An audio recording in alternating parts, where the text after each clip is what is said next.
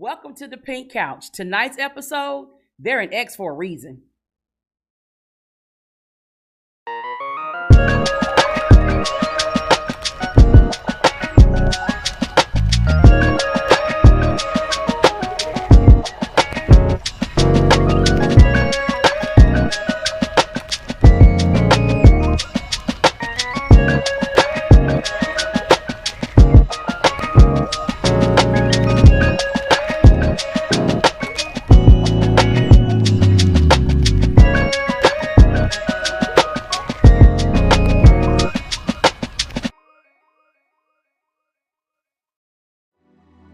Oh, yeah, this is the topic we're going to talk about tonight. They're an ex for a reason.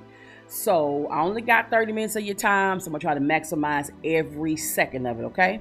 So, let's jump into this. They're an ex for a reason.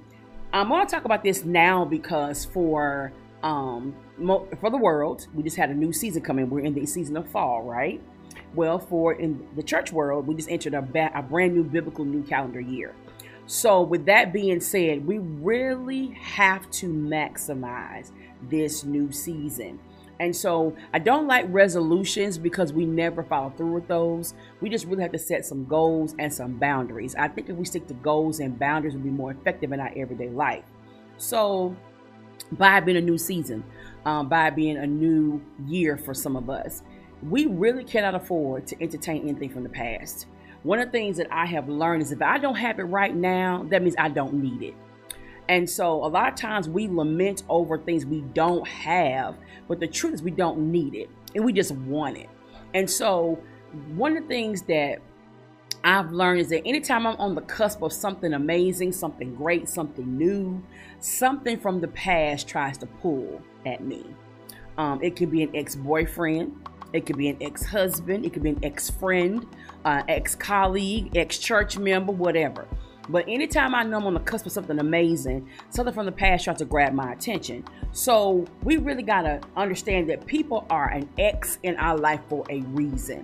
So let's break down what ex actually means, okay? So according to Merriam-Webster Dictionary, ex is defined as one that formerly held a specified position or place. I'll read that again. One that formerly held a specified place or position. The key word is formerly. All right, that's what an ex is. So I want to talk about right now signs that an ex wants to reconnect. Let's talk about that. First thing they want to do is they want to have continued contact. An ex will reach out with no real reason, just to flirt with you or indicate that they're thinking about you. And so they want to try to find some type of continued contact. So they'll maybe mention, oh, did you hear the song? I heard a song that we used to sing to a long time ago. Or, we used to go out and eat this particular place. They're trying to find a moment where you're vulnerable, you're not thinking, because they're not really going to contact you when you first break up. They're going to let some months pass by, maybe a year or so, and just say, hey, I'm thinking about you. They want to have continued contact. You got to understand there's a reason why they're trying to reconnect, but don't fall for it. Then you have these nostalgic conversations where they initiate something where you had shared memories of the past. And so they always want to reference the past. And so even though those moments can be memorable, you have to remember that they're only highlighting the positives and not the negatives. There's a reason why they're an ex. There's a reason for that. So what they do is they harp on the positive things to get you in a certain headspace, get you reminiscing and thinking about how good it was. And then you let your guard down and then it leads into something else. And so you got to be very, very mindful of nostalgic conversations. Then they want to ask about your life. They may ask you, are you seeing anybody, or how's your new relationship going? Things of that nature. They want to ask about what's going on in your life. And so they're waiting for you to say something negative. Listen to me now. They are waiting. They are calculating. You're going to say something negative about your life, and then they'll bring in some type of positive, or they'll try to say something that will make it seem like it will be better if you reconnected with them. But you got to remember they're an ex for a reason. All right. Then the next thing is emotional responses. They may show jealousy or display emotional reactions when the breakup of your current life is discussed. Okay? So if they can get you into your emotions, then they got you. If they can get an emotional response out of you, they say, oh yeah, I still got it. Because why would she be mad, or why would he be mad if I said if I was really over? So the fact that they're angry about it, that means they care. I still have a chance. So these are ways that they try to reconnect with you. And it's in those moments where you really got to stand firm on your convictions. Because if you have a situation, your current relationship is not all that great, and you begin to talk about that situation, well, they'll say, well, I would never do that to you. When I was with you, I at least bought you flowers. I at least did this. I at least did that, blah, blah, blah, blah. But they don't talk about that they cheated. They don't remind you that they were disrespectful. They was always on the phone with their friends. They were always hanging out. They wasn't good with money. They mess up your credit. They're not going to highlight any of that stuff, but they will use what's negatively currently going on in your life as a segue to reconnect. But you got to remember they're an ex for a reason. Let me tell you something. There's an old saying that says you don't miss your well till your water runs dry. And most of us have been in non-reciprocal relationships. These are people that we were always the one apologizing, always the one fixing something, always remembering their birthdays, their anniversary, when they got their job. We're always the one celebrating and doing those types of things. But they didn't appreciate it at that time. And so now they don't have that. Then now, all of a sudden, they miss that. But you have to ask yourself a hard question. Do they miss you or what you do? You have to really know your worth and your value. And when you don't know that, you will overcompensate to try to make somebody value you. One of the mistakes we make in relationships is that we try to assess our value by what we do for people and their response to it. So if we do something for them and we don't get the response that we are hoping for, then all of a sudden we feel defeated. We feel like, well, darn, I need to do something more. But that your value is not based on a person's response. At the end of the day, you are a valuable person because you're alive and breathing. You have something to offer. You want to offer your heart, your friendship, your resources. You're already valuable. That stuff is externally, but internally, your heart, the way you care for people, your compassion, your sensitivity, those things make you valuable. But when we overcompensate for that, when we're not sure about our value, we'll begin to overcompensate by doing stuff for people. What we're trying to do is really buy love, buy friendship, and we always end up broke. Not only broke, but also our hearts broken, feelings hurt, things of that nature. So you just got to remember they're an ex for a reason. So let's talk about some other things. So, when you are ready to move on, you have to embrace the change, okay? When you changed, first of all, you disconnected from that relationship, situationship, business entity, whatever it is. You separated for a reason because you were able to see some things that you really did not like. It wasn't conducive for you. So you said, I really got to make a clean break from this. So you have to embrace change now. That means that person's not going to always be around. You have to deal with being by yourself. Because sometimes some people, they'd rather have somebody to argue with than not have nobody to argue with at all. Because they say, well, at least I have somebody. But that's not healthy. So embracing change is very, very important when you're dealing with exes. They have to understand that you have grown and you have worked on the issues that caused what you were not dealing with. So they moved on. You had to deal with that. Then you got to focus on the present, okay? The relationship, if you're in a new relationship, then focus on that. If you're just going out to dinner, focus on that. One of the mistakes that a lot of women make is that we go out on a date. It's the first date, okay? You're just going to get a cheeseburger with some bacon, maybe. You might get a steak, who knows, some wings. But it's just a date. But in a female's mind, if she is in marriage mode, she's done picked out the dress, how y'all gonna look together, what your kids look like, all the type of stuff. It's just a date. You gotta learn how to focus on the present. You're just having dinner, enjoy that. But a lot of times we get our feelings hurt because we start taking relationships further in our mind than they actually are in a reality. Then you gotta learn how to respect boundaries. When you gotta let your ex know, listen, respect my boundaries. It's over. We're not in a relationship anymore. You can't just pop up at my house. You can't just call me, things of that nature. Boundaries have to be respected. And the reason why we end up in these fruitless relationships, we don't set boundaries. It's a free for all. And so by the time we get tired of the disrespect, tired of the inconsistency, tired of the double-mindedness, the two-facedness, the deception, the lies, we get fed up. So once we fed up, now we want to set boundaries, but had we set them initially, we wouldn't get to that place. And so I need you to understand that you're in a new part of your life. I'm talking to somebody whose ex is pulling on them. It could be an ex-ministry, an ex-job opportunity, an ex-partner in business, or an ex in a relationship. They are pulling on you because you're moving forward. But let me help us tonight. If they still have the ability to pull, you have not moved as far away as you thought you have. You have not made as much progress as you have. Because when you are really ready to move on, you move into a whole different place. You're not in that same headspace anymore. You're not thinking along those lines. You're ready to embrace the new. And so it's very imperative that you don't have yourself in a position where they can actually pull on you. You're too close. You haven't moved yet. You're sitting in that place that you said we're over, we're broken up. You're still in that place sulking, depressed, reminiscing, trying to figure out what you did wrong in a relationship. Why is things not working out for you, things of that nature. But you know what I'm finding? A lot of people that are in the valley of decision in situationships and relationships, it's because of growth. Let that marinate. It's because of growth.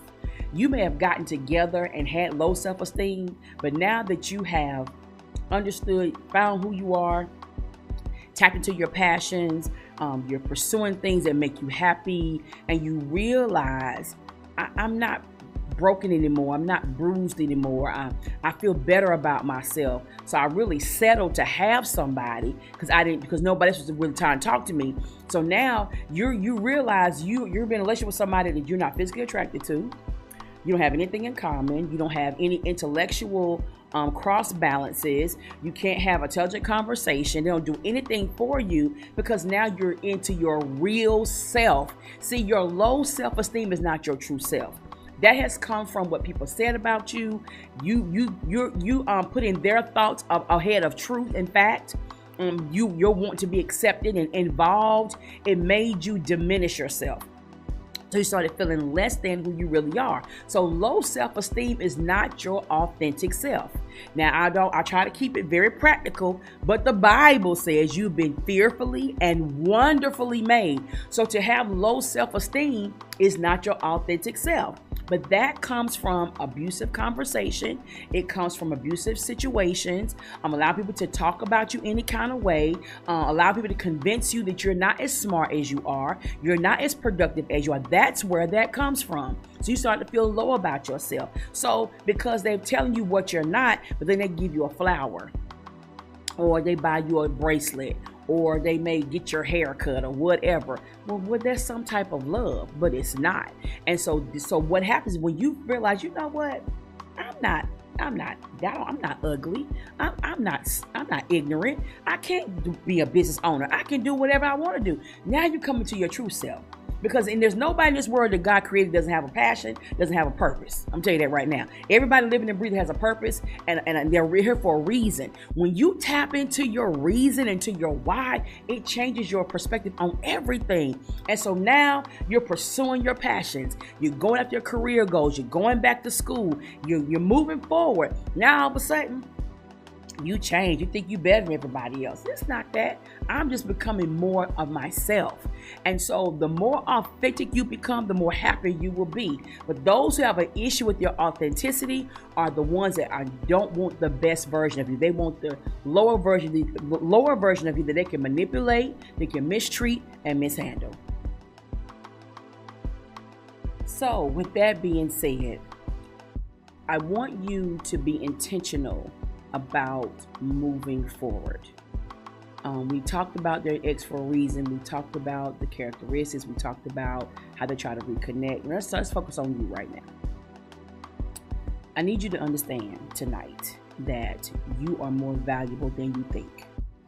If you weren't, they wouldn't want you back. Isn't it amazing how you've had condescending conversations, abusive language, name calling, even some physical abuse for some people.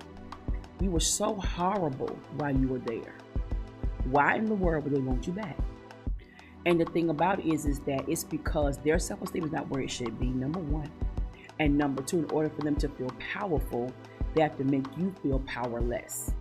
And so now that you have decided to walk away from that, and even if you're in the valley of decision tonight as I'm talking to you, when you make the decision to walk away, what you're doing is you're turning away from that toxicity and you're turning yourself into your future, into your destiny, into your purpose.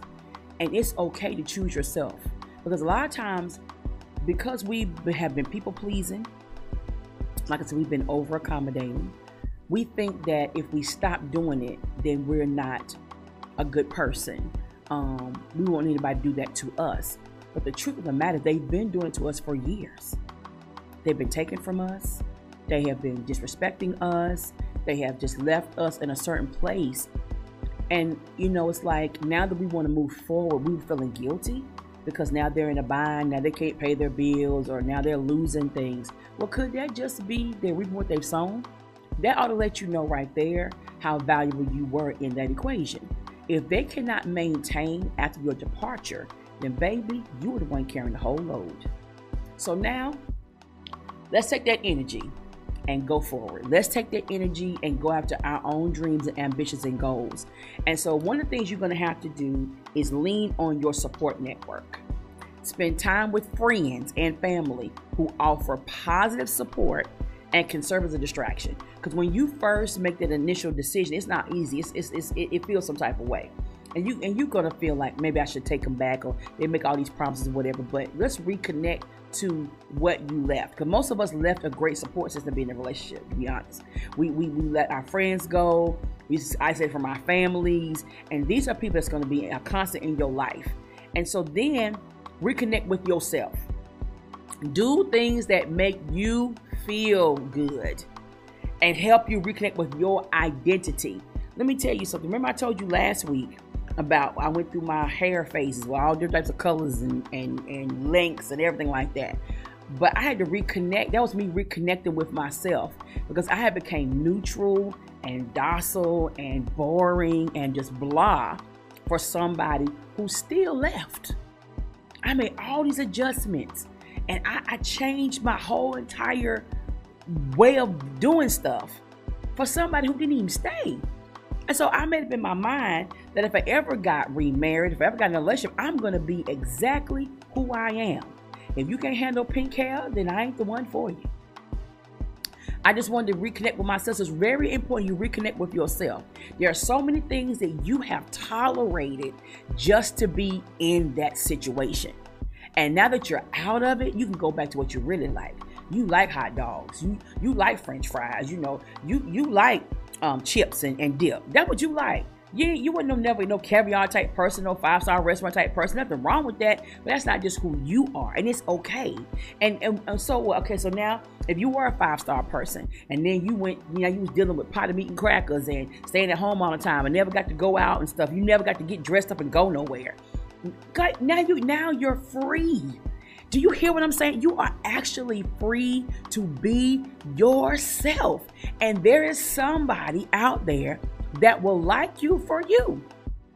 There's somebody that wants to be in business with you. Somebody who is a go-getter like you, not somebody just want to sit around and just say we in business, not putting in no work ethic and anything like that. And why not just build it on your own? Why do you need a partner? Maybe you don't need a partner. Maybe you need to just be a CEO and just take it and run and find you some employees. You may not need a partnership. A lot of things that we think we need, we don't. And so this is why it's very important that you reconnect with your true self. And when you reconnect with your true self, you're going to find peace of mind, you're going to find productivity, and you're going to be more lucrative than you've ever been before. Then you got to set some new goals. You're in a new space, set new goals, and put yourself on a timeline. One of the things that can help you find a sense of accomplishment is checklists. Every day, you can streamline your days where you're going to have certain days you do for certain things, and write those things down and check those things off. And so when you don't feel like you're making any productivity, that checklist let you know, hey, I did this, I did that, I did that. You see all those check marks, you'll see that you're accomplishing something. One of the things about your ex, they were a time stealer. You hear what I said? They stole your time. They had you so busy arguing and trying to defend yourself and trying to please them. You wasn't going after any of your ambitions, any of your dreams or aspirations. So now you got to set goals. I'm going to stay focused. I'm going to stay on task. I'm going to get this done in a certain amount of days. I'm going to get this done in a certain amount of months. And that's going to help you feel a sense of value again. You're going to open up yourself again to who you really are. Then once you do that, find some closure. And which means finding closure is not going back and have a conversation with these people and trying to figure out the why. What you do in closure is that you learn the lesson. Do you hear what I said? It's not about having a conversation and getting somebody told, tell them how you feel. No, closure comes when you identify the lessons in that situation. Okay, I've learned this, and now I'm going to make sure I don't make those same mistakes, and I'm going to gain some wisdom. Wisdom comes from making mistakes, contrary to popular opinion. It's not about how many degrees you get. It's not how many classes you accomplish. You get wisdom through experience. Learn the lesson. Let me tell you a couple lessons that I learned in past relationships. One of the lessons that I learned in past relationships is that I am good enough. I had to learn that.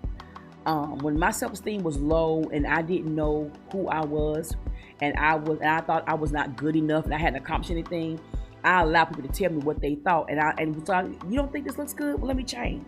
And I liked it at first until somebody looked at it and said, oh. And so then I went and changed. See, I was not even being myself.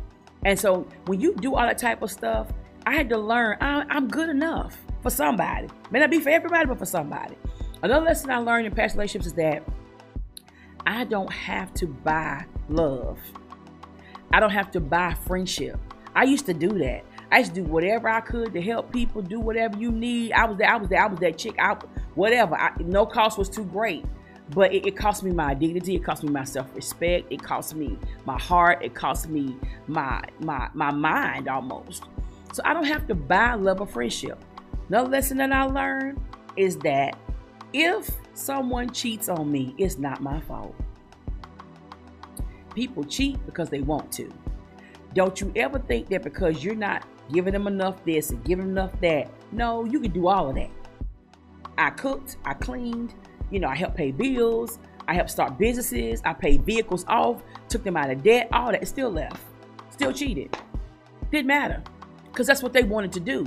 People cheat, that's what they want to do. They're led away by their own temptation. It has nothing to do with you. It has everything to do with them. The lesson that I learned is that they're an ex for a reason. When you're in situations where you're not happy at the time, and they come in like I want to be your friend, let's just talk, we just chilling, whatever, and it's like, okay, you're telling me that they should be doing this and they should be doing that, but guess what? You didn't do that either. You didn't do it either. But now that you've learned the lesson and you realize your mistake, you can't tear down my now because you figured it out. That's what exes do. That's what they do. If you have any type of negativity about anything, they're trying to monopolize off of that. And I had to realize you're an ex for a reason. Yeah, you might want to buy me flowers now. You might want to pay bills now. You might want to take me out now. But the truth is you didn't do that before.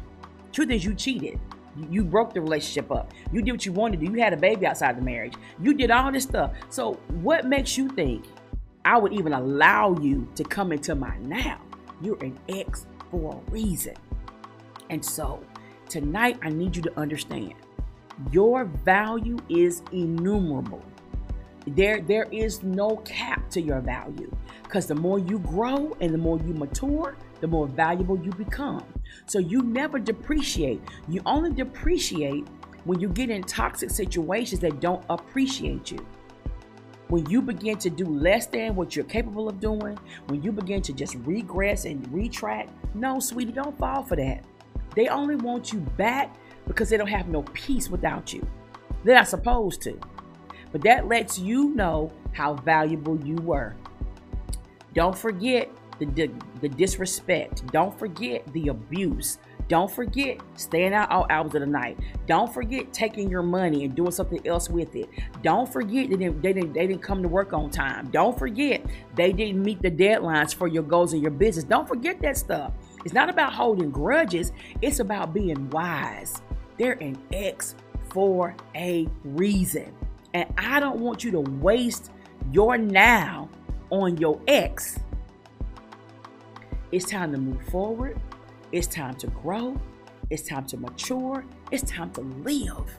And so you can't catch gone. That's why as a country say, you just can't catch gone. What's gone is gone. You can't catch it. Okay? So you should be gone by now. So listen, it may hurt. It may be disappointing. But remember why you walked away. Remember why they may have walked away from you. They thought you was going to chase them. But some say, you know what? I'm done. I had a situation in my early years with my son's father, and I was so in love with the idea of being a family. I didn't hold him accountable to be a father. Did you hear what I said? I was so in love with the idea of us being a family. I did not hold him accountable to be a father. And so he would breeze in and out my life, breezing out my life. And he knew that I wanted it to be a family. He knew this. That's the card he played. I'm going to do better. We need to be a family, blah, blah, blah, blah. But he did not change. He was still running other women, take care of other women's kids, not even his own. He was calling them son and daughter, and he had a son and would not do what he's supposed to do. But one day I got sick and tired of myself. I got tired of me because I allowed it. This man wouldn't buy Pampers. He wouldn't buy milk, but he wanted to lay up with me. And I was cooking for him and make sure he had stuff to go to work, all this type of stuff. But I did not hold him accountable to be a father. But one day I got tired of myself. I said, enough of this. I don't want this no more. And when I broke free, I broke free. And so my son is grown with his own kids and family, doing exceptionally well. He did well without his father. He had my dad, he has grandfather, he had uncles, and I thank God for those men that was around his life to help me rear him. But baby, I had to wake up. I had to get rid of that idea that it was never gonna happen, and it never did. Am I bitter? Absolutely not. I'm better because of it. I was able to raise my son by myself with the help of my parents and our village. And he's an upstanding young man, a great father, gonna be a great husband one day. But I got sick and tired of me. So I'm not talking to you from a standpoint of judgment. I'm talking to you from a standpoint of experience. And when your self-esteem is low, you are not who God intended for you to be. You're not your true, authentic self. And the lower you are, the more disrespectful you will be. You'll be disrespected, mishandled, and misused. But I want you to understand, this is not the time to look back. Continue to move forward and go after every ambition that you have. I promise you, you can do it.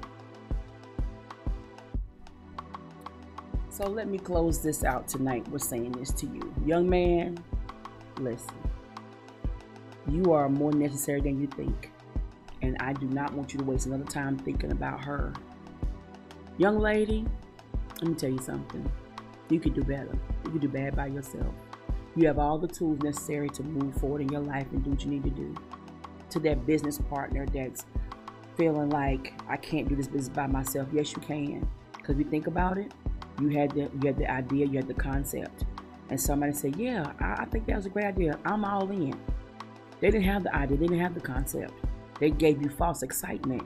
So you have everything you need to do to move forward and build that business. To those who are suffering from what they call church hurt, let me tell you something. The church didn't hurt you. It was people that happened to be a part of that. And what I need you to understand tonight is this. You can move forward. And it's all about knowing your worth, knowing your value, and knowing that you have more than what it takes to get stuff done. So I encourage you to don't forget they're an ex for a reason. If they told you how horrible you were, you were such a problem, you wasn't this, you wasn't that, then why would you want me back? And I guarantee you, if you ask them that question, it will be crickets in that conversation. So listen, this is Coach Lele. I had to talk about them tonight. They're an X for a reason. Move forward, live well, live blessed. See you next week.